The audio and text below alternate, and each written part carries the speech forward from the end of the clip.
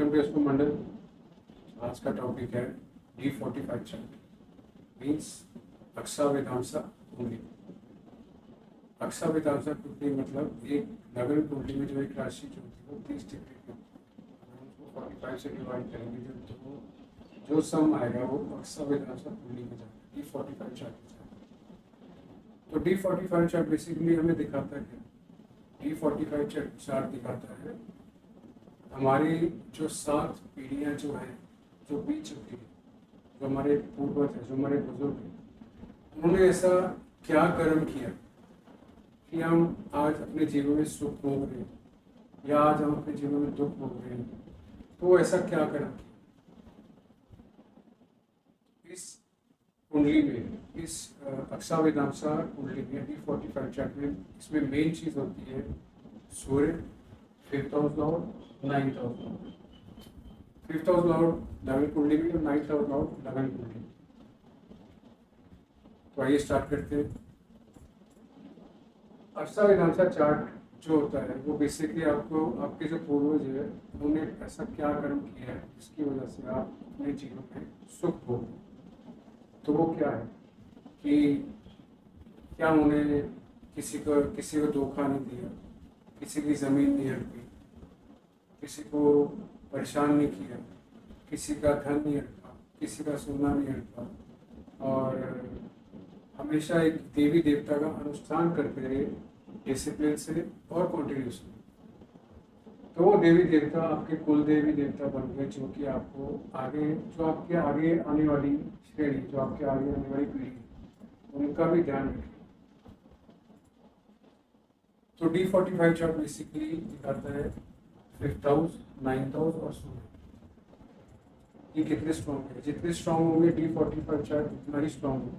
D45 chart जितना भी strong होगा उतने ही आपको जीवन में परेशानियां कम आएंगी। और जब भी आपको आपके जीवन में आपके सामने परेशानी खड़ी हो जाएगी तो आपके जो पूर्वज हैं उनकी ब्लेसिंग्स, आपके जो एंसेस्टर्स हैं उनकी ब्लेसिंग हमेशा आपके जो जीवन में कठिनाई हमको दूर करती है।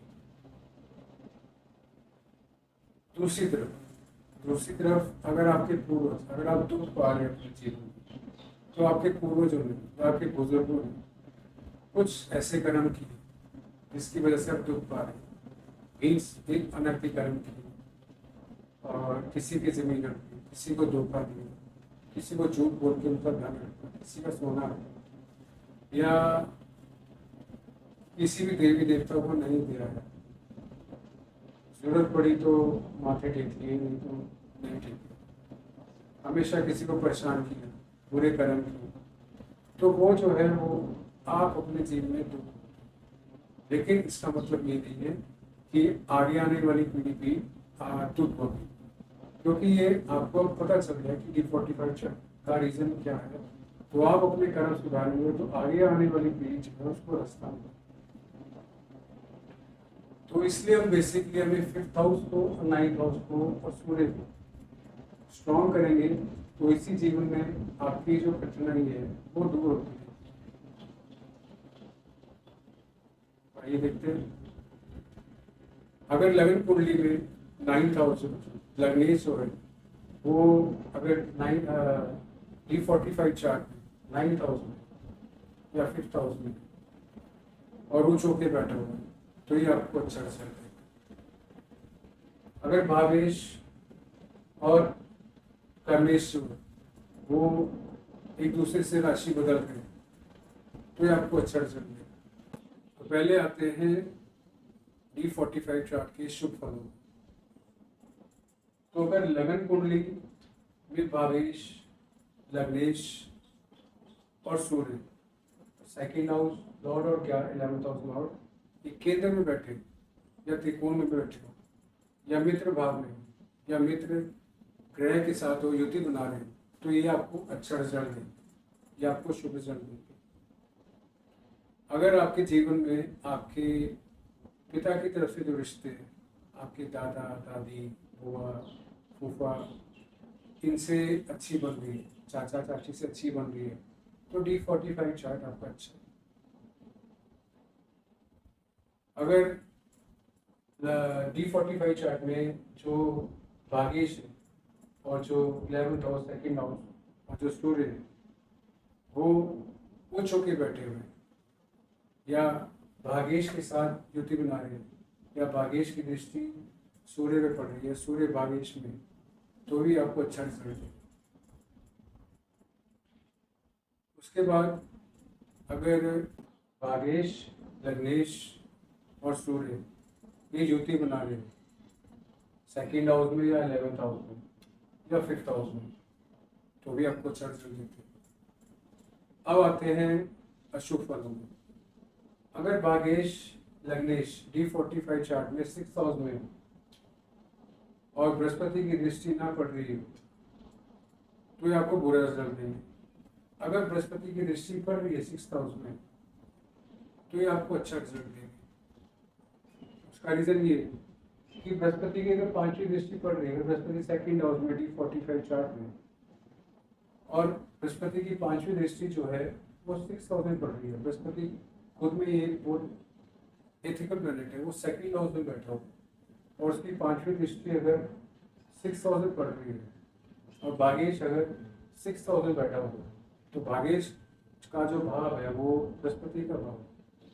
बृहस्पति की 5वीं दृष्टि जो 6th हाउस में पड़ रही है, तो अगर पर्सन जो है विवेकवान चलेगा, जो उसको गुजर गया, बीत गया, अगर वो अपने जीवन में धर्म कर्म करता है, एक देवी देवता का अनुष्ठान करता है या अच्छे कर्म करता है, तो वो 6th हाउस धीरे धीरे उसका 6th हाउस जो है वो बेटर होता रहेगा, वो कर्जे से बाहर निकलता रहेगा, दुश्मनी से बाहर निकलता रहेगा, ऋण जो है उसके ऊपर चढ़ा हुआ है, कर्जा जो चढ़ा हुआ है वो बाहर निकलता है, उसकी बीमारी ठीक हो जाएगी, उसका जो डेली का खर्चा है जो नहीं चलता था वो चलता रहेगा। तो सिर्फ अब अगर हम बृहस्पति को ठीक करें तो हमारा 6th हाउस, हमारा D45 जो चार्ट है ये कुंडली ठीक हो सकती है। अगर लग्नेश या भावेश 8th हाउस और 12th हाउस में बैठे या दोनों एक दूसरे की राशि जो है ट्रांसफर कर रहे हैं, दोनों एक दूसरे की राशि के लॉर्ड में बैठे हो, तो ये भी अच्छा साइन है। लेकिन इसमें एक चीज हमें समझनी चाहिए कि 8th हाउस और 12th हाउस अगर दोनों एक दूसरे की राशि जो है ट्रांसफर कर रहे हैं, ट्रांसफर अडेप्ट कर रहे हैं, तो उसमें अगर हम दोनों के कर्मों को हम ध्यान दें तो 12th हाउस जो है मोक्ष का भाव है, 8th हाउस जो है डेथ का भाव है, डेथ और डेथ का भाव है। तो अगर हम अपने जीवन में कुछ ऐसे कर्म करें ताकि हम किसी लालच में ना आए, एक शॉर्टकट में ना आए, एक पैसा कमाने के लिए किसी शॉर्टकट में ना आए, पैसा कभी शॉर्टकट से नहीं कमाया जाता, जो शॉर्टकट से पैसा आता है वो राहु की बुद्धि से आता है, राहु की बुद्धि जब आती है तो जैसे आती है वैसे जाती है। अगर हम बृहस्पति और केतु को अपनी लाइफ में अपनाएंगे तो हमारे जितने डिविजनल चार्ट्स हैं वो सब ठीक होते हैं। तो अगर हम बृहस्पति की दृष्टि अगर 8th हाउस में पड़ रही है, 12th हाउस में पड़ रही है, तो भी हमको अच्छा रिजल्ट मिलेगा। लेकिन हमें एक चीज बात समझनी चाहिए, जो कुंडली जो है या जितने डिविजनल चार्ट्स है, 11 कुंडली, 5 कुंडली, ये सब एक तरफ है। हम जो भी इस जीवन में सुख पा रहे हैं, जो भी दुख पा रहे हैं, ये अपने कर्मों के कारण पा रहे हैं।